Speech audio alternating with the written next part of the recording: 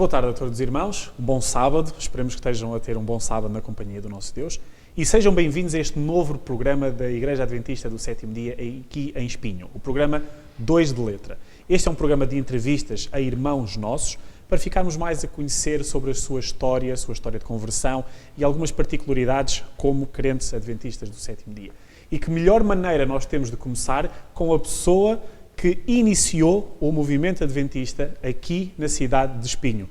O nosso irmão Pedro Fernandes, que segundo a informação que acabou de me partilhar, o movimento começou em Espinho no mês de julho de 1955. Foi assim mesmo, não foi, irmão? Exatamente.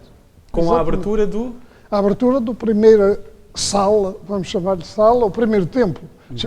Era um templo pobre, mas era um templo. Muito para bem. o serviço de Deus. Julho de 1955, sem falha. E quem foram os primeiros membros dessa sala? Os primeiros membros fui eu e a minha mulher. Por essa razão que eles abriram essa sala, a União decidiu abrir uma sala. Estávamos nós, há cerca de um ano, batizados, eu e a minha mulher. E foi quando a União resolveu abrir esse primeiro trabalho em Espinho, e esse primeiro local de culto, e mandou-me em setembro vir residir em Espinho o primeiro pastor, Manuel Miguel. Ainda há bocadinho vi a fotografia dele. Nós teremos a oportunidade, num futuro mais próximo, de gravar com o irmão Pedro e deixar isso registado aqui na igreja, todo o processo do início do movimento aqui adventista na cidade de Espinho até aos dias de hoje. Hoje vamos focar noutras questões para o nosso irmão. E a primeira questão que lhe queria colocar, irmão Pedro, era qual é que era a sua religião antes de ser adventista? Era simplesmente católica, a minha família era toda católica, eu era simplesmente católico. É um católico que fez a comunhão ali naquela igreja católica que está ali embaixo, aos 10 anos, e que acompanhava a família nas várias digressões que faziam, entre elas a Fátima. Algumas vezes fui a Fátima. E, portanto, a minha religião era essa. Mais tarde, já no período da adolescência, pertencia a um movimento católico espinhense que se chamava, portanto, o Apostolado da Oração. Era dirigido por um padre que vinha de Braga, e vinha mensalmente orientar os trabalhos, etc. E todos nós tínhamos de comungar, confessar e comungar, para que nesse dia fosse registada a nossa presença. Portanto, era mais ou menos um membro, um jovem fiel à religião onde eu estava inserido. E como é que conheceu a mensagem adventista? Bom, conhecer, só conheci muito mais tarde. Mas nessa altura eu comecei a não ficar satisfeito com o que via e com o que sentia. Emprestaram-me um livro que era um resumo da Bíblia, que eu gostei muito de ler. Depois, uns vizinhos que eram evangélicos ofereceram-me, e nesse caso ofereceram-me um Novo Testamento pequenino, e eu comecei a ler e comecei a gostar da leitura e dos termos em que me apareciam todos aqueles relatos do Novo Testamento. E isso fez com que eu começasse a pensar um bocadinho mais em coisas mais sérias do que aquilo que estava a viver e que estava a sentir com a outra juventude, porque pertencia a um grupo de juventude aqui de Espinho. E foi aí que eu comecei a desejar ler e aprender mais. Então, num certo dia eu estava no estabelecimento da minha mãe e num bocadinho de jornal, um jornal velho que servia para fazer embrulhos. Eu não sei porquê, olhei e vi no jornal curso bíblico por correspondência. Gratuito, não sei o que, assim. Eu quero conhecer, a minha família é toda católica, isto vai ser um problema, mas eu quero conhecer. E vou-me inscrever neste curso, já que não custa nada. E assim, comecei a ter contato com a Igreja Adventista sem saber que era Adventista. Era o curso, chamado na altura, curso bíblico da Escola Rádio Postal, que era um nome para disfarçar um bocadinho o termo religioso. E assim foi estudando durante cerca por aí de 2 anos.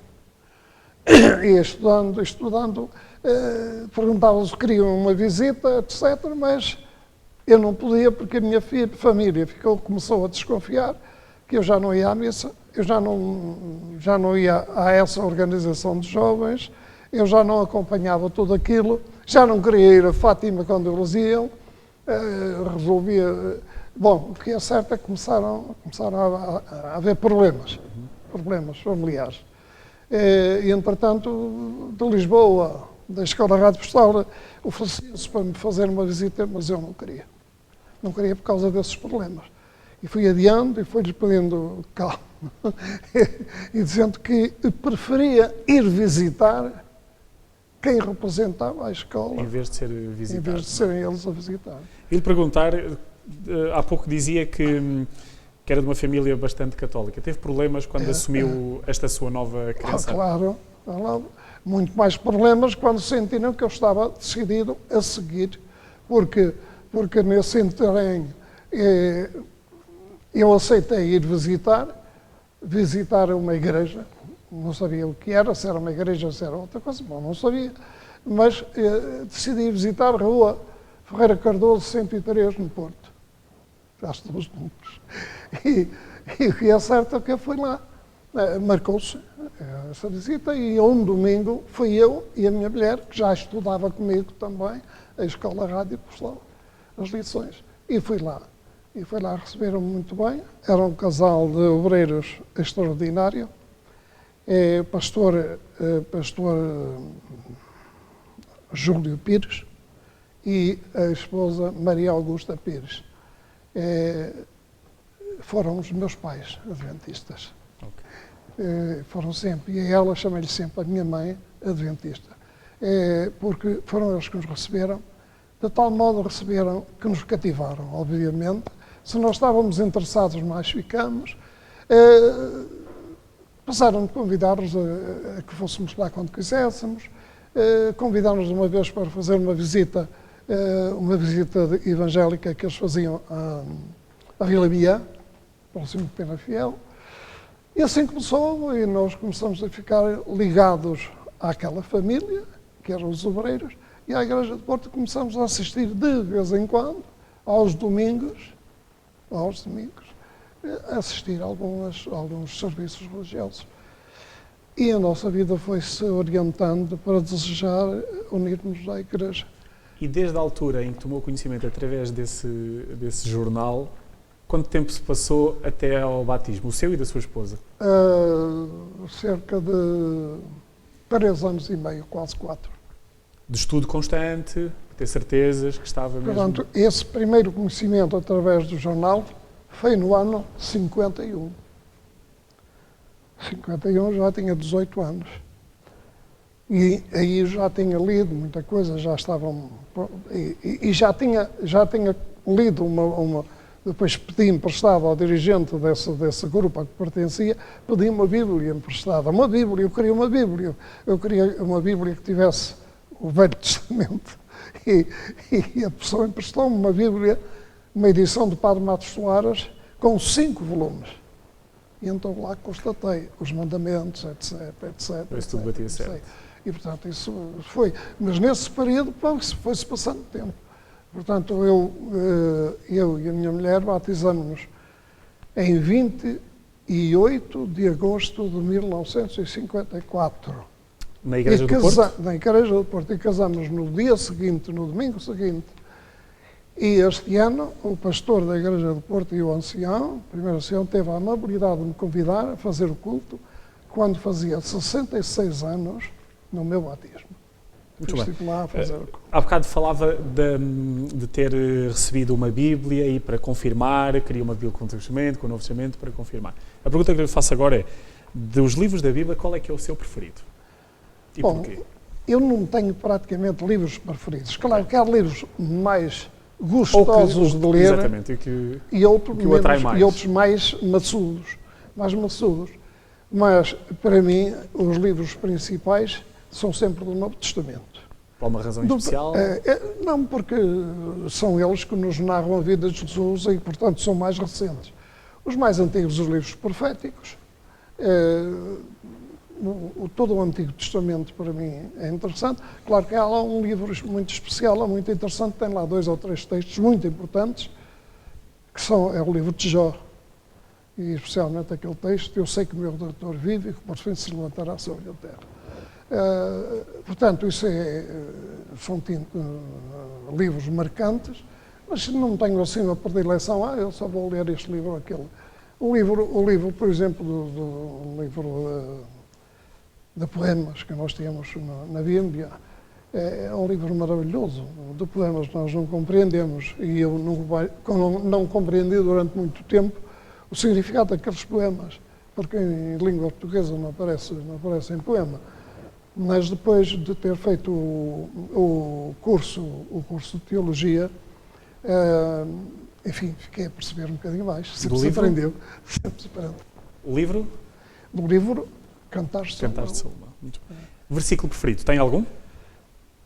Ou são tantos e tão bons que... É o de Jó. Todos. Se digamos assim, está-se a aproximar a sua idade e o seu ponto final de vida, então eu olho para o versículo de Jó, o 19:25, e acho que é o meu preferido nesse sentido. Agora, todos os outros, especialmente aqueles versículos em que Jesus dá a demonstração do seu poder, da sua personalidade, especialmente aquele quando ele diz creio que é Filipe, a minha memória hoje já não é tão boa, que diz a Filipe: Filipe, tu queres conhecer o Pai, mas quem me vê a mim vê o Pai. Isso é tão importante. Esse versículo é tão importante que dá-me a impressão que muitos dos nossos membros ainda não entenderam. Jesus Cristo disse: quem me vê a mim vê o Pai. Não estamos em aula de teologia, mas isso é muito importante, esse texto. Bom, e quem diz esses outros muito mais? As epístolas são extraordinárias, porque as epístolas são mesmo cartas, não é uma narração. As epístolas são cartas escritas pelos apóstolos, não é uma narração. O livro também de Atos é muito importante.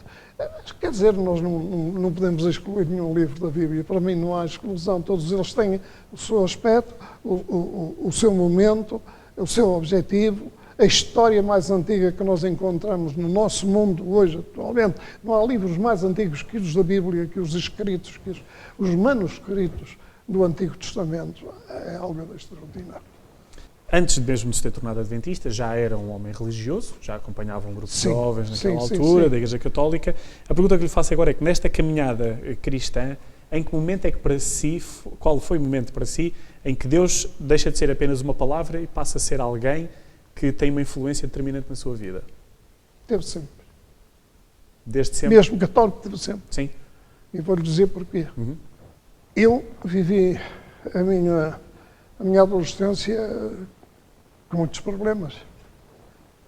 Eu era órfão de pai há muitos anos, mas em termos de morte foi há 12 anos, ou que tinha 12 anos, e a minha vida não tinha futuro. Em termos de um jovem, eu queria ter estudado, eu queria ter avançado, e avançava bem, não tinha problemas nenhum, mas a minha família não tinha dinheiro para me pôr a estudar. Eu estudar naquela altura custava muito dinheiro. E então, eu, claro, sentia-me angustiado, aflito, como jovem que não tinha. Eu era apenas o ajudante ou o marçano da loja da minha mãe, uma lojinha pobrezinha, com pequenas coisas, etc. Um pequeno comércio. Quer dizer, eu não tinha profissão, não tinha projeto de vida, não tinha nada. E um dia, isto para falar no aspecto religioso, um dia aparece-nos lá um rapaz, mais ou menos da minha idade, a chorar, quase a gritar: sou um desgraçado, não tenho nada, eu tenho fome. A minha mãe lá lhe deu alguma coisa como pôde, porque nós também não tínhamos grande fartura de coisa. E eu fiquei impressionado com esse rapaz. Fiquei tão impressionado que vim para o meu quarto a chorar também, como o rapaz.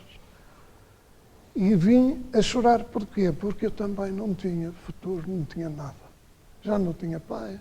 A minha mãe vivia num pequeno comércio pobrezinho.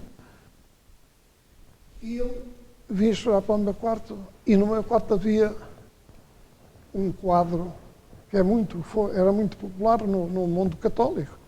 Era o chamado Coração de Jesus. Quase todas as casas católicas tinham um quadro desses. E eu, na minha inocência, depois devia ter 13 anos, se calhar, ou 14. Não deveria ter 14 anos, devia ser mais novo. E vim ajoelhar na minha cama, porque tinha o quadro no fundo. E vim orar, não vim rezar o Padre Nosso, nem a Ave Maria. Vim orar e vim pedir àquele Cristo que estava ali representado, me ajudasse, porque eu não tinha nada também, um outro rapaz. Já a pensar no outro rapaz. Isso passou-se. E começou-se a minha vida, começou a dar voltas. De tal maneira, aquele quadro representou nessa altura alguma coisa para mim que eu desenhei. E tenho encaixilhado a minha casa. Ainda tem? Ainda tenho encaixilhado. Não deu muitas voltas, já está para ficar muito estragado. Aquilo nem é cartolina, é uma meia cartolina, é um papel que eu arranjei. Digamos, as cores eram uns bocadinhos de lápis, de cor. O cabelo é pintado com lápis de escrever, nem de preto é, mas está lá. Foi feito por mim e isso, penso que nessa hora aconteceu um milagre. Porque a minha mente começou a pensar mais fundo, mais longe, e com mais força. Deus fez o milagre. Essa era a pergunta que eu ia fazer a seguir. Era eu sei em relação a milagres, qual terá sido o milagre que aconteceu na sua vida? Mas eu faço-lhe aqui outra que tenho aqui já preparada para si, são duas em uma, que é na condição de crente o que representa para si a pessoa de Jesus Cristo e principalmente para aquelas pessoas que nos veem e que não são crentes, o que deveria representar para elas este Cristo? Cristo. Bom, Cristo é uma parte integrante da divindade. E Cristo devia representar para a humanidade a presença de Deus em pessoa. A humildade do Deus Supremo que comanda tudo que nós à volta temos e da nossa própria vida. A humilhação que Deus fez de si próprio, e nós estamos a estudar um pouco isso também no livro de Isaías, colocando-se ele, ou parte integrante dele, nós não sabemos muito bem como é isto. Às vezes falamos em pessoas e discutimos pessoas, o Espírito Santo, pessoas, Jesus, pessoas, Deus. Eu não posso afirmar nada disso. Afirmo o que vejo na Escritura e não especulo. Mas Cristo é Deus feito homem, é Deus representado na terra, é Deus a ensinar o homem o caminho a seguir, é Deus fazer pelo homem tudo o que o homem precisava, porque não podia fazer sozinho. Esse é o Jesus que mudou a sua vida. Para mim, Jesus não pode ser outra coisa. É Jesus. Ele dizia a Filipe, ainda há bocado eu disse, ele dizia a Filipe, quem me vê a mim, vê o Pai. Se pudesse, irmão Pedro, ou se tivesse a oportunidade de passar um dia com alguma personagem bíblica como Jesus, qual seria? Bom, não sendo Jesus seria muito difícil, mas há uma personagem bíblica que sobrepõe todas as outras, porque estudei bastante o trabalho que ele fez. É Paulo. O apóstolo Paulo, vindo exatamente como eu vim do catolicismo, ele veio do fanatismo farisaico para uma nova vida. Paulo, eu admiro muito Paulo. Podemos dizer que o cristianismo chegou aos dias de hoje, com todos os defeitos, nos desvios que existiram, o cristianismo foi, digamos, motivado, incentivado, sei lá, levado ao extremo por o apóstolo Paulo. Se não fosse o apóstolo Paulo, eu desconfio, não posso afirmar, isto é uma análise, não? Exatamente. Eu desconfio que o cristianismo não tenha saído da Palestina. Irmão Pedro, o que sente ainda hoje, com a sua experiência tão grande como religioso e também como adventista do sétimo dia, o que sente ainda hoje, como crente adventista, o que representa Deus para si? Eu não sei se todos entenderão, os que vão ver o nosso programa, Eu só tenho uma palavra que posso dizer. Deus é tudo. Se nós entendemos muito bem a etimologia do português, quando se diz tudo, não fica nada de fora. É tudo. Portanto, Deus é tudo quanto nos envolve e tudo quanto nós somos, a nossa vida, o nosso coração, o nosso pulsar, os átomos, as pequenas partículas, a água, o sol, tudo. Deus é tudo. Só entendo Deus assim. Ok, exatamente. Um Deus manipulado pelos homens não entendo. Senão tinha ficado católico. Exato. Mantém ainda hoje a sua esperança, e apesar de já terem passado tantos anos, na vida eterna, numa nova terra? Absolutamente. Vocês já ouviram aqui, há dias que eu não tive essa oportunidade, mas é a minha grande esperança de que Deus finalmente ponha fim a estes desmandos e coisas horríveis que acontecem no nosso mundo, inclusive até as doenças, não é? Por causa da pandemia, que Deus ponha fim, a minha esperança é que Deus ponha fim a isto e construa tudo de novo. Quer dizer, construir tudo de novo é construir também o planeta e os seres humanos, a tal ressurreição. Construir de novo. Quando Deus me construir, quando Deus o construir, quando Deus os construir de novo, nós somos novas criaturas com direito, por inerência daquilo que Deus nos dá, a viver eternamente. Essa é a vida eterna, essa é a salvação. Nós utilizamos a palavra salvação até a gastar essas e muitas outras.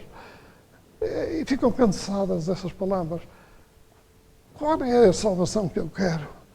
Qual é a salvação que eu espero? Salvação de quê? Da morte eterna. Eu quero viver eternamente. E essa é a salvação que Deus oferece na pessoa de Jesus Cristo, porque nos limpa do nosso pecado e nos dá um direito que não temos. Irmão Pedro, o que é que acha ou o que é que acha que é importante sobre Deus que ainda pode ser comunicado hoje em dia num mundo tão secular? O mundo está numa viragem tremenda. Não sei o que é que vai acontecer até depois desta pandemia. O mundo irá dar reviravoltas, muitas reviravoltas em termos da sociedade que vive neste mundo. Mas eu considero que talvez possa chamar as pessoas um pouco mais para Deus. As agruras desta pandemia, os restos desta pandemia, devem alertar as pessoas que não são as tecnologias ou as grandezas do poder económico do nosso mundo que nos impedem ou que nos salvam de alguma coisa. Porque vimos que a pandemia nos mostrou a fragilidade do ser humano. E Deus é preciso ser apresentado ao mundo desta maneira, não um Deusinho, com o devido respeito e reverência. Não um Deusinho, não um Deus manipulado, não um Deus manufaturado, não um Deus que se encontra na esquina, mas o Deus do Supremo, o Deus que comanda todo o universo e ainda, acima de tudo, a minha vida. Então, Pedro, tem um hino do nosso cenário que seja o seu preferido? Se tem algum hino do nosso cenário que seja preferido? Olha, aí é que eu sou capaz de não ajudar muito, porque há hinos todos muito bonitos. Ou algum tema específico que gosto de ver, que eu gosto de ouvir nos hinos? Acima de tudo, os que falam de Jesus. Mas aqueles hinos de Natal encantam-me. Por exemplo, as músicas em si.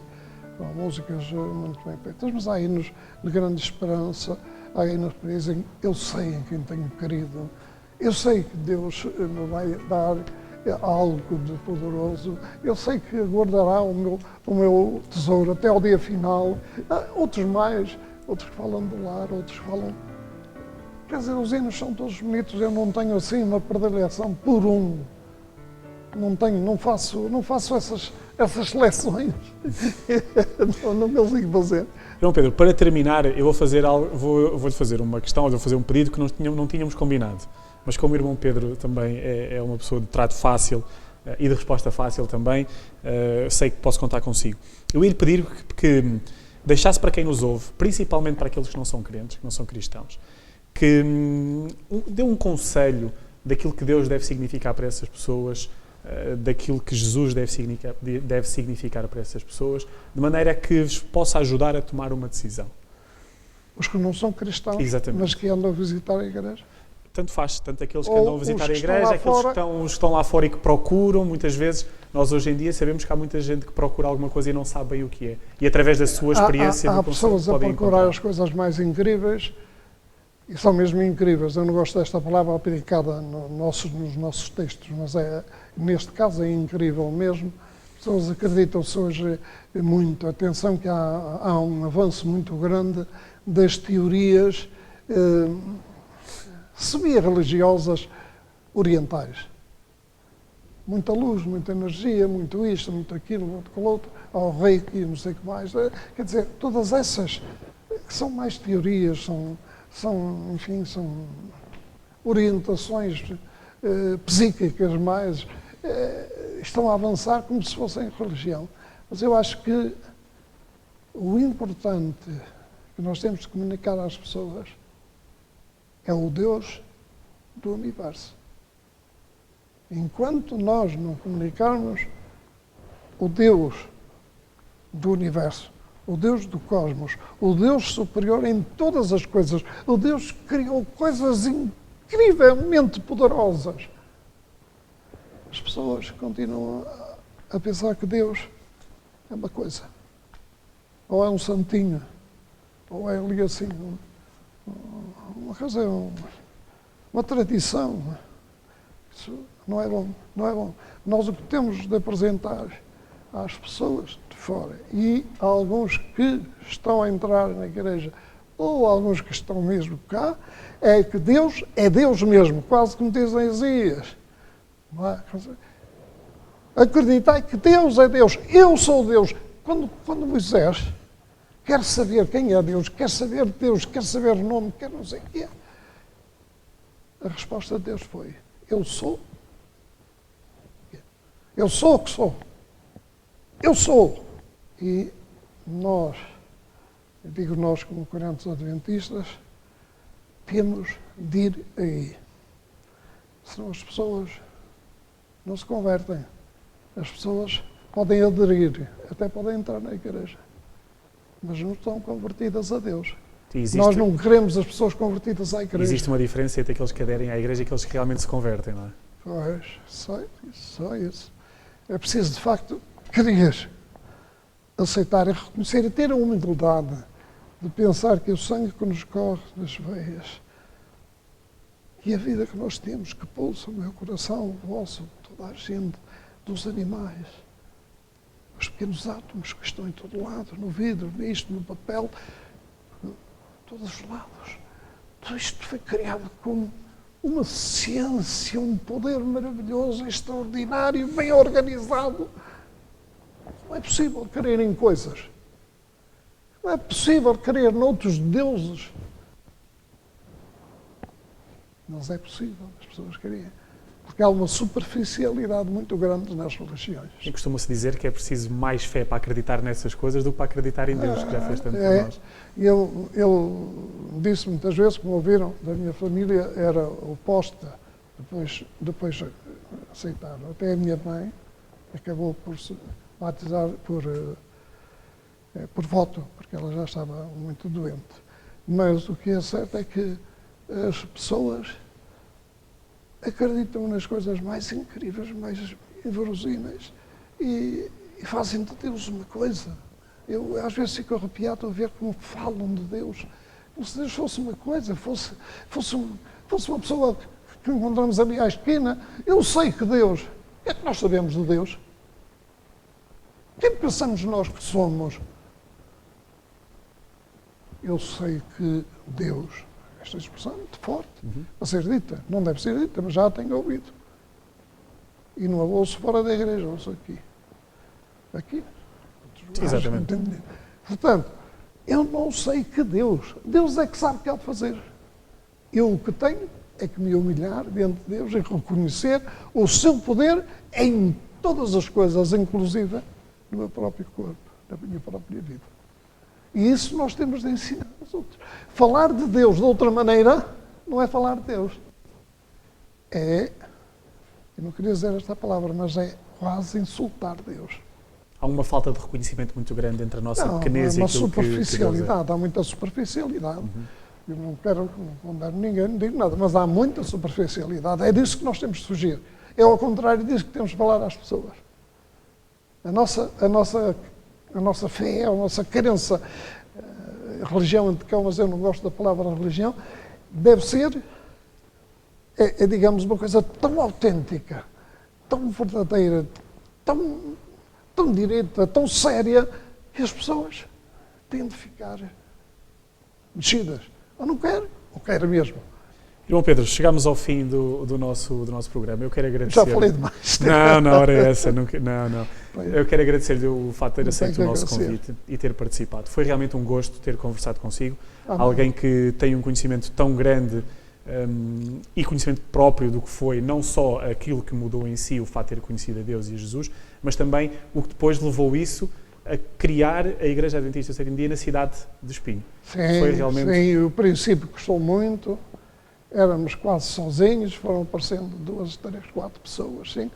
Foi indo e depois mais tarde, para se organizar a igreja, chegaram outros irmãos de outros lugares, da Aguda, de São Félix e de Sete, e depois foram chegando outros lugares. Convergiram todos até aqui. E a igreja foi crescendo. E é o que é hoje. Exatamente, até chegarmos. E hoje é uma das grandes igrejas do país. Exatamente. Muito obrigado pela sua participação. Eu também agradeço, porque falar disto não tenho muita oportunidade. Nós é que agradecemos. E acho que isto é muito importante falar-vos e até sair do coração. Exatamente. Muito obrigado, irmão Pedro. Vamos ficar agora com um hino.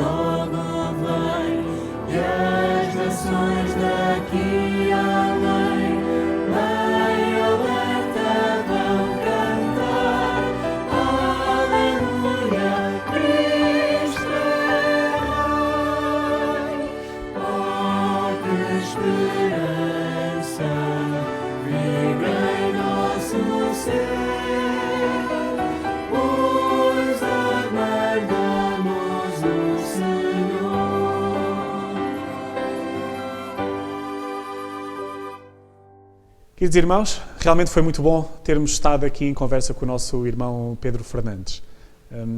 Esperemos que tenham gostado e quero deixar-vos o convite para estarem atentos ao próximo programa. A melhor maneira de saberem quando será o próximo programa é seguirem as nossas redes sociais. Lá estará toda a informação sobre o próximo programa e o próximo convidado. Convido-vos a fazerem gosto neste vídeo que estão a ver agora, a subscreverem o nosso canal do YouTube e a ativar as notificações. É a melhor maneira de estarem ao corrente de todos os conteúdos que nós temos além deste. Sigam-nos no Instagram, façam gosto na nossa página do Facebook, que é a melhor maneira, como disse, de não só estarem atentos a tudo aquilo que nós temos, a todos os conteúdos que nós temos e também ficarem a conhecer mais deste Deus que vos quer falar ao vosso coração. Muito obrigado, um bom resto de sábado a todos e uma boa semana.